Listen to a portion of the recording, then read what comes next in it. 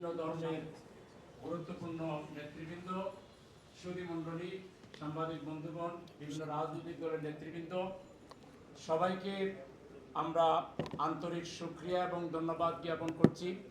বিশেষ করে আমাদের মাবুদের দরবারে শুকরিয়া আদায় করছি। খুব অল্প সময়ের নোটিশে, ওদের গতকালকেই দাওয়াত দেওয়া হয়েছে আর আজকে দাওয়াত দেওয়া হয়েছে। আমরা আশা করেছিলাম হয়তো 300-400 সুধী শুভাকাঙ্ক্ষীকে আমরা পেয়ে যেতে পারি, কিন্তু আমাদের আশার চাইতেও দ্বিগুণ বা তিনগুণ সুধী শুভাকাঙ্ক্ষী এখানে এসেছেন। এটা আপনাদের, আমাদের প্রিয় নেতা, দেশের গণমানুষের প্রিয় নেতা, মানবতার ফেরিওয়ালা হিসাবে যাকে ইতিমধ্যে সবাই বলছেন, জননেতা ডাক্তার শফিকুর রহমানের প্রতি আপনাদের ভালোবাসা, শ্রদ্ধা, আন্তরিকতার প্রমাণ। আমরা আল্লাহর শুকরিয়া আদায় করছি, আপনাদেরকেও আন্তরিক ধন্যবাদ জানাচ্ছি। সম্মানিত সুধী মণ্ডলী, তিনি আমাদের সত্যি আমাদের জাতির জন্য এক আশীর্বাদ, আল্লাহর পক্ষ থেকে রাহমা। আপনারা জানেন এই সরকারের পতনের পরে এই কয়েকদিন রাত দিন 24 ঘন্টা তিনি কখনো যাচ্ছেন সেনাকুঞ্জে, কখনো যাচ্ছেন বঙ্গভবনে, কখনো যাচ্ছেন প্রধান উপদেষ্টার সাথে সাক্ষাতে, আবার রাজনৈতিক দল, সামাজিক সংগঠন এখন প্রতিদিন তার সাথে সাক্ষাৎ করতে আসতেছে এবং তার কথা একটাই, যে প্রথমে আমাদেরকে মানব সেবা করতে হবে, আমাদের আহত ভাইগুলোর চিকিৎসা করতে হবে, আমাদের যারা শহীদ হয়েছে তাদের দোয়া নিতে হবে, তাদের পাশে দাঁড়াতে হবে। আমাদেরকে বারবার তিনি একটা কথাই বলছেন যে তোমরা মানব সেবায় ব্রত হও। এবং আমরা মনে হয় এমন একজন আল্লাহর রহমত যে একজন শিক্ষক পেয়েছি যিনি আমাদেরকে মানবতাবাদী হিসাবে তৈরি করার জন্য রাত দিন আমাদেরকে নসিহত দিচ্ছেন, আমাদেরকে বলছেন এবং আমরা কাজও করে যাচ্ছি আলহামদুলিল্লাহ। আপনারা শুনে খুশি হবেন, এই সিটি কর্পোরেশন উত্তর এলাকায় 15 তারিখের পরে 16 তারিখ দুপুরের পর থেকে আন্দোলনটা রাজপথে চলে আসে এবং আন্দোলনের মেইন স্পটগুলো ছিল ঢাকা সিটি কর্পোরেশন নর্থ এলাকায়। ওদিকে শুধু সায়েন্স ল্যাবরেটরি আর সাইনবোর্ড এলাকা, যাত্রাবাড়ি ছাড়া পুরো আন্দোলনের এরিয়া ছিল এটা। হাজার হাজার ছাত্র ছাত্রী, গণমানুষ, শ্রমিক আহত হয়েছেন। আমরা তার নির্দেশনায় সবগুলো হাসপাতালে গিয়েছি, বাড়িতে গিয়েছি, চিকিৎসা দেওয়ার চেষ্টা করেছি, সহযোগিতা করেছি। আমরা ইতিমধ্যে আমাদের এরিয়ায় 1.5 শতাধিক শহীদের সন্ধান পেয়েছি।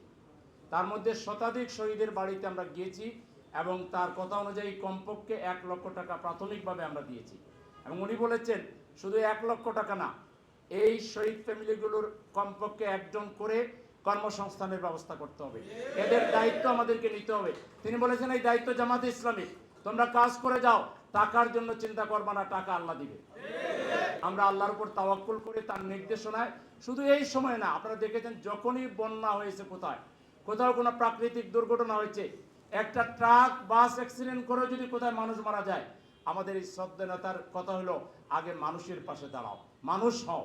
আপনারা দেখেছেন হিন্দু ধর্মাবলম্বীর কিছু ভাই 60 জন না 70 জন মারা গিয়েছিল, 83 জন।